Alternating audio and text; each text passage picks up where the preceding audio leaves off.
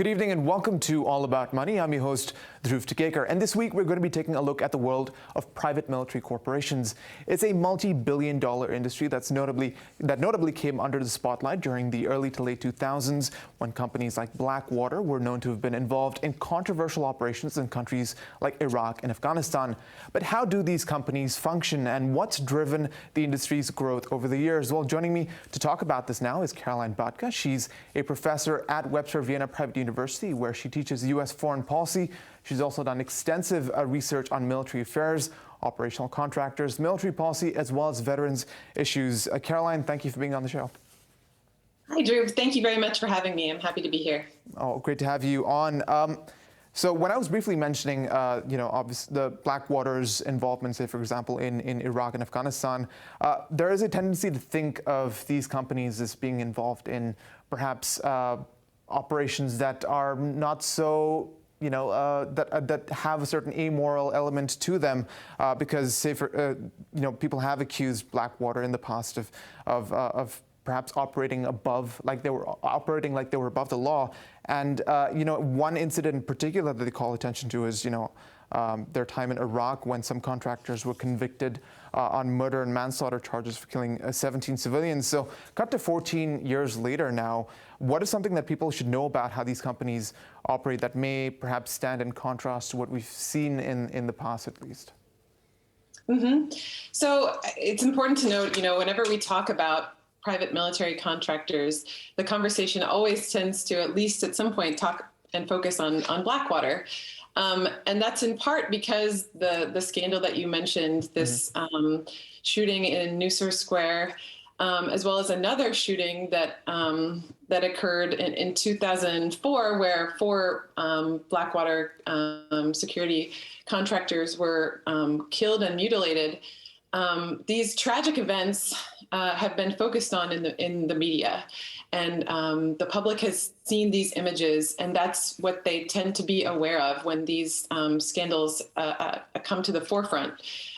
So this is something that the public tends to have in its consciousness. But the other reason that we think about and we focus on Blackwater is that Joseph Batra has conceptualized these contractors as interstitial organizations, right? So they work in the interstices, the gaps between other organizations, and they're able to fill the market demand by offering security services that the market needs. And Blackwater has also been adaptable and won big contracts over time. Blackwater itself is no longer named that. It went to Z, and now it's called Academy, and it's part of this bigger Constellish private military contractor group. But we're aware of this legacy of Blackwater because of their scandals and because of their ability to adapt to the market need and the changing nature of war over time. And when it comes to, I guess, the legacy that companies like Blackwater, as you've mentioned, have left behind, do we consider people working in this industry, perhaps directly on the field, as mercenaries? Because people have said that that's a politically loaded word to some degree. I wonder, and I'm curious to get your thoughts on that too. Does seeing them as mercenaries kind of reinforce that legacy, or rather this image that we have of these private military corporations in the public sphere? Mm-hmm. So I've done some research on this terminology for contractors and non-state actors, and including the term mercenary. Mm-hmm. And my experience and insight on the topic is that this term mercenary is really used to sensationalize actors in war. When we know about the broadest field of contractors, the biggest group of them is filling logistical needs and translational needs and transportation needs, and a range of other services. The security contractors, and some of which are armed, are one group of the contractors. And within these security and military contractors that are engaged in potential combat and those sorts of mortal risks, some non-state actors could be defined as mercenaries, in that they are primarily motivated to be serving these roles by the financial aspect of the work. Research that I have done has shown that actually The monetary interest is, for many contractors, just one reason for working in the private military contracting industry. And maybe you could shed some light on that research that you've done, because you've focused on some of the financial incentives driving a lot of people into this industry. So could you break that down for us a little bit? Yeah. So together with Molly Dunnigan and Rachel Burns from Rand Corporation, we did a study to survey 187 contractors who had deployed since the post 9/11, the wars in Iraq and Afghanistan. And we found that actually there were a range of motivations for working in the contracting industry. And we wanted to look at their financial experiences to compare those financial experiences to those of state actors, people who have been in the U.S. military or the U.S. State Department. And we did find that pay was the top reason for wanting to work in the industry.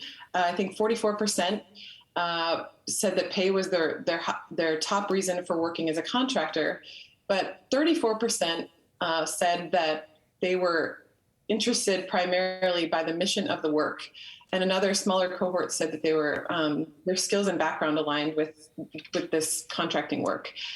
So we see that there's a large range of reasons for wanting to work in the industry, and also that although contractors have made high pay, we found that over 86% made over $100,000 in gross annual pay.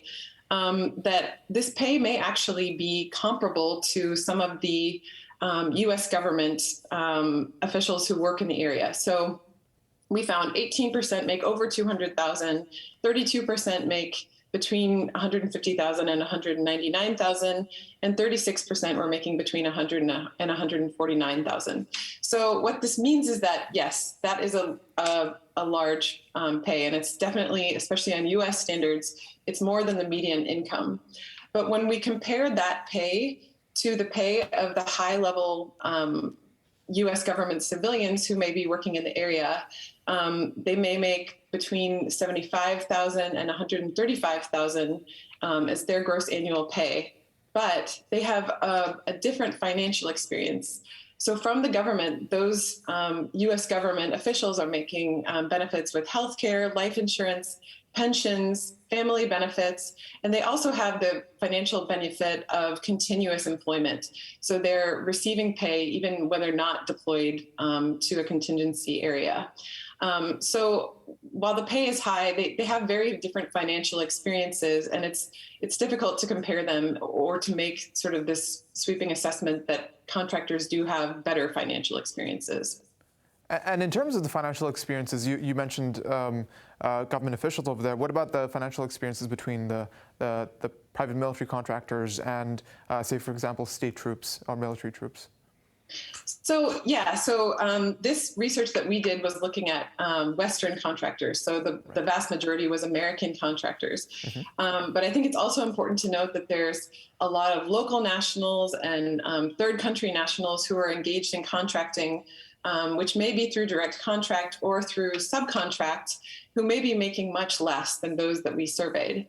So when you think about this higher level government official that could be deployed and compare that to the range of contractors who serve, the pay is really, there's a lot of factors that make it not an apples to apples comparison. Mm-hmm. And in some cases, this continuous employment and the benefits of working as a state troop could be actually a better financial setup and experience than that of a contractor. You've also previously talked about how there is well, I wouldn't say lack, but there is a deficiency in the contracting knowledge when it comes to, say, for example, the Pentagon or the Department of Defense, when they're actually seeking the services of these companies. Could you elaborate on that some more? When you mean there is a lack of contracting knowledge, is it an institutional problem? Is there just not enough? Are they not catching up quickly enough with the growth of this industry? What is it exactly?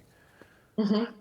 That's a great question. I think there's a lot of factors at play.